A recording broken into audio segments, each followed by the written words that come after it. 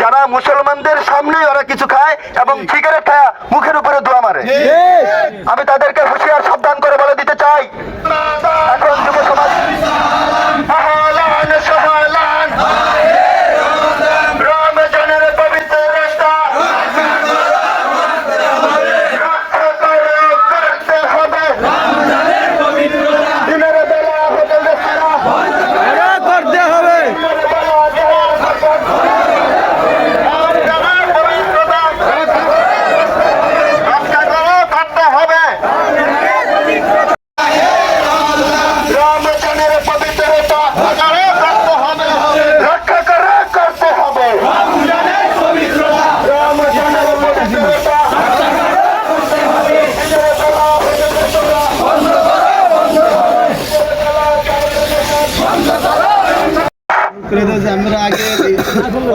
সম্মানিত মুসলমান তাওহীদি জনতা, আপনারা ইতিমধ্যে অবগত হয়েছেন আমরা যে মিছিল করেছি আরবি 12টি মাসের ভিতরে একটি মাস হলো রমজান মাস। এই রমজান মাসে 30টি রোজা ফরজ করা হয়েছে মুসলমানদের জন্য। আমরা এই রমজানের পবিত্রতা রক্ষা করব সেই প্রতিশ্রুতি নিয়েছি এবং আলীগঞ্জ বাজারে আমরা যারা স্থানীয় মুসলমান আছি তারা তাদেরকে আহ্বান এবং অনুরোধ জানিয়েছি, দিনের বেলা কোনো হোটেল রেস্তোরাঁ চায়ের দোকান চলবে না, এই রমজানের পবিত্রতা রক্ষা করব। কিন্তু আমি দুঃখের সাথে বলতে হয়, আমরা মুসলমান হয়েও আমি দেখছি অনেক হিন্দু ভাইরা এই রমজানের কে সম্মান জানিয়ে শ্রদ্ধা জানিয়ে মুসলমানদের সামনে রোজাদার ব্যক্তিদের সামনে পানাহার করে না, খায় না, লুকায়া খায়। কিন্তু অনেক কুলাঙ্গার মুসলমান আছে যারা মুসলমানদের সামনেই ওরা কিছু খায় এবং সিগারেট খায় মুখের উপরে ধোঁয়া মারে। আমি তাদেরকে হুঁশিয়ার সাবধান করে বলে দিতে চাই, এখন যুব সমাজ ইসলামের পক্ষে।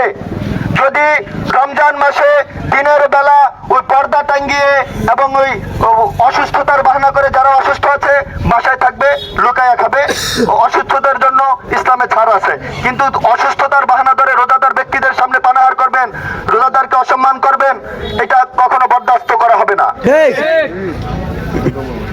এবং রোজার মাসে পৃথিবীর সমস্ত দেশে দ্রব্যমূল্য নিয়ন্ত্রণে রাখা হয়।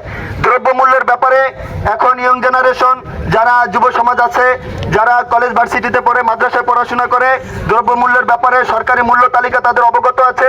যারা মূল্য তালিকার অতিরিক্ত দাম রাখবে তাদের বিরুদ্ধে যুব সমাজ পদক্ষেপ নেবে এবং আইনানুগ ব্যবস্থা নেওয়ার এখন আজকের এই অনুষ্ঠানের দোয়া মুনাজাত পরিচালনা করবেন হাফেজ জাকির হোসেন।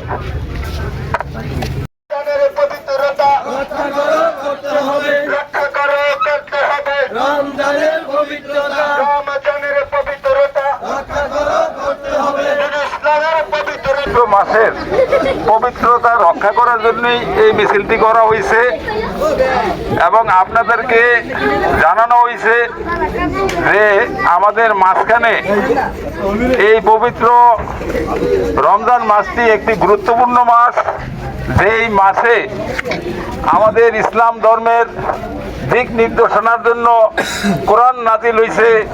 কিয়ামত পর্যন্ত এই কোরআনের দিক নির্দেশনায় আমরা একই পরিবারের মুসলমান ভাইরা চলতে হবে, এটা সবারই জ্ঞাত আছে।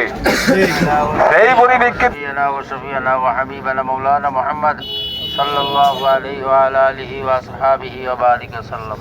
আলহামদুলিল্লাহ, আমি একটা কথা বলতে চাই যে মাহে রমজান মাস আমাদেরকে যে উপলক্ষে আল্লাহ তাআলা দিয়েছেন, এই উপলক্ষ হিসাবে আমরা সবাই বেশি বেশি ইবাদত করার চেষ্টা করব, বেশি বেশি কোরআন তেলাওয়াত করব, কোরআন অনুযায়ী চলার মতো তৌফিক যেন আল্লাহ তাআলা আমাদেরকে দান করেন। সকল বলি আমিন।